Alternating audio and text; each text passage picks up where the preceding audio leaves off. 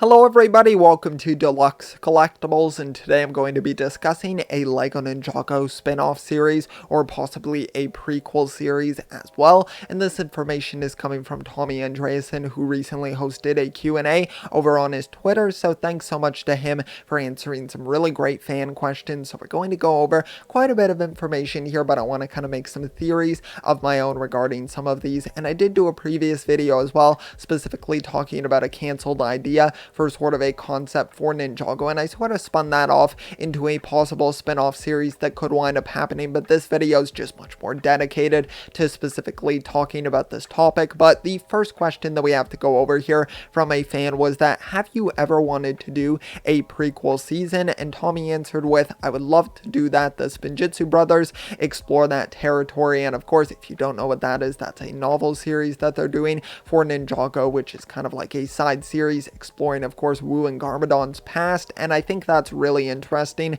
and I think there's so many possibilities for prequel series. Of course, immediately we can go straight to, of course, exploring Wu and Garmadon's past, and I personally would love to see an animated, like, series for the Spinjitzu brothers, like, novel series. I haven't read either of the books because they're not out yet where I'm at, but I think that it would be so cool, and I have a lot of faith that it's going to be a really interesting series, so I think there's definitely a lot that they could end up doing with that. Now, of course, I don't know when they would start to explore something like that, but I definitely think it could be really interesting. And then another question that was asked was, do you have any plans on a spin-off Ninjago series for other characters or Ninjago's past, like something like a Phantom series or a Serpentine War series? And then Tommy said, I would love to do a spin-off series, but I can't confirm any plans though. So, of course, with this Q&A, Tommy has to say that basically this is kind of all just non-canon information that he's giving out here. You can't really consider this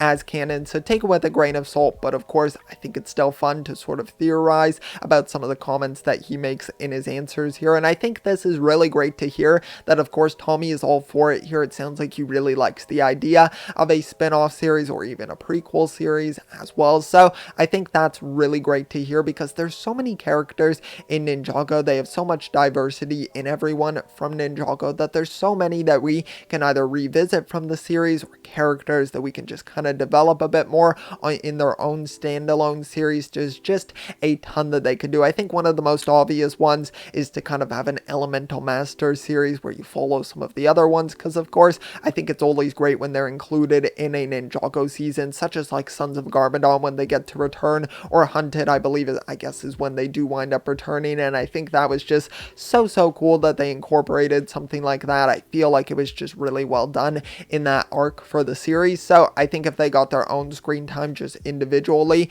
I think that could work really well. And then there were some other points that were mentioned, just some answers that were given by Tommy here that I'm just going to quickly read off, and one of them was, I would love to bring Pythor back, he is a favorite of mine. One of them was that someone asking who is a side character that you'd like to see again, and Tommy said the Upley. And then another one that he had right here, or actually no, I'm sorry, one other one that he had was, where did Klaus learn dark magic or get his book of spells? And Tommy said, a story yet to be told. So even from all of those comments there, you can see that there are quite a few different ideas that they could explore here. I love the Upleys so much. That was a group that I did talk about in that other video that I mentioned earlier, so I specifically discussed them a bit more in depth, and I think that there's quite a bit that they can do with just several characters from the series. I would really like to see them expand upon that. I don't want them to be too ambitious with it, because of course you can wind up biting off a bit more than you can chew, so we don't want them to have a scenario like that where we're getting a bit too much content. But